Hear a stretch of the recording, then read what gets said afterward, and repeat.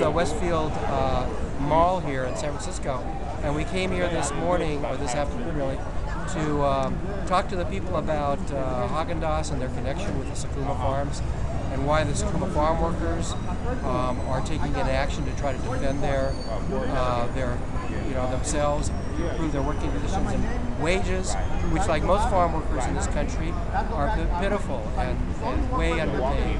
And we're trying to tell people that we should be aware of the fact that all the food that we consume in this country is produced by people whose rights are often violated, and that they have a right to fight for better conditions.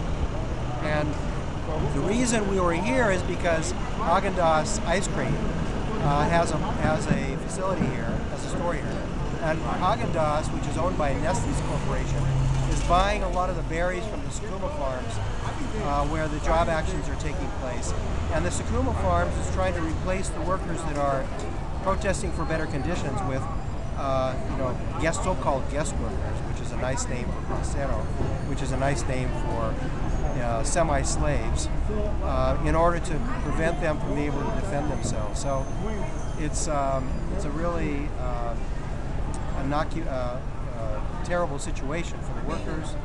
It's a very unjust situation, and I think that people would understand where their food comes from and under the conditions in which it's grown and produced, that they would be sympathetic and would help support the farm workers, as they did in the 1960s and 70s. So anyway, we're here to inform the public about what's going on. Can you give me your name, your title? Sorry?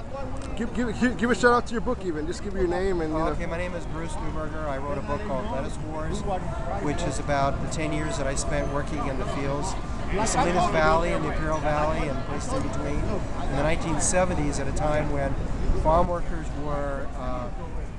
had forged a tremendous movement and actually did get a tremendous amount of support from people across the country. And that's the kind of thing that needs to go on again. And in fact, there needs to be a complete radical change in this society, because the conditions that the farm workers were resisting in those days, those conditions now are even worse than they were back then. So it shows you that reform by itself is not sufficient. We need a real radical change in this society. We got to get away from this whole idea of exploiting people as a way of an economy operating through exploitation. We need an economy that is based on people cooperating and working together to produce all the things that we need. And we can eliminate a lot of the evils, social injustice and stuff that